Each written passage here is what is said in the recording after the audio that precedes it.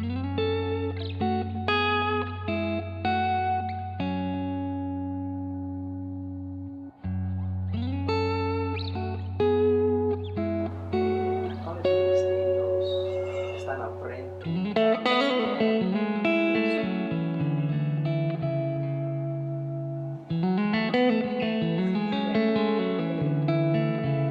morning. We have many ministries and many areas we work with. The first thing that God asked us to do was to form a church, Mi Casa de Oración. With this opportunity, when we began, we obviously thought to start with adults. But we were very excited and young because we believed we were supposed to do it and wanted to obey the Lord. But when we started the second service for adults, the few adults left because they said that we were too young to pastor them. We continued, and when we began the services, we went to use a place that was a mechanic shop underneath a green metal roof.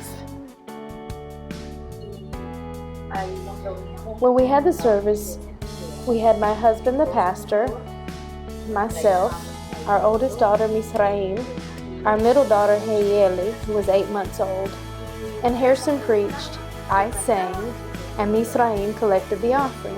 We were the only people who came, our family. We went each Tuesday and Thursday for services, and we said, okay, God, here we are doing your work because it's what you've called us to do. And we kept asking God to provide what we needed to do His work. Each week, we kept having children, but we pushed them to the side and wouldn't let them sit in the chairs because we were expecting adults. For quite a while, we kept receiving kids, and we kept pushing them to the side. And then one day, God spoke to us and said, why are you pushing aside the children that I've given you to form your church? And suddenly the light went off and we said, okay. It was very new for us because we were not accustomed to working with children. But it was from there that God allowed us to begin. It's like God was showing us that He was giving us seeds. But the seeds had to be cared for and watered to produce the fruit. So we continued to receive the children and work with them, playing games, watching movies, and ministering to them. And it was always difficult with our situation because we were mostly outside, where there was rain, dust, mud, or we simply had no chairs. But the Lord had given us the ministry, and we didn't want to disobey Him. We had to work with the children and also manage the foundation that was called the Hug of Child Foundation. This foundation was formed because of 2 children that taught us a great life lesson. One day we were going through many difficulties in our family. We didn't have food, we had no medicines, no water. Our daughters were sick, I was sick, and we had nothing to give to the church or to anyone. While we were at service, these 2 children came to ask us for something. We thought to ourselves, oh dear Jesus, we have nothing to give to anyone else. We asked the children what they wanted, and they said, the only thing that we want from you is for you to give us a hug. And we smiled and said to ourselves, oh dear Lord, all they want is a hug. And really, it wasn't the children who needed the hug as much as it was us who needed the hug. For this reason, the foundation was named Foundation Hug a Child.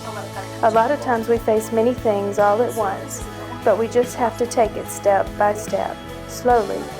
If we can rescue one child, okay, and the next day we'll reach out to another, and the next day another. This is what God has taught us. And we have worked with children for the past 11 years, and we've received lots of experience working with many types of children. Often, it's very difficult and painful to deal with. In the area we live, there's a large amount of prostitution. The families try to make their children grow up too quickly. It's difficult to work with children whose home lives or family situations don't reflect the same rules, values, or morals that we use in the church. The parents send them into the streets to use or sell drugs or to become alcoholics just to keep them out of their house.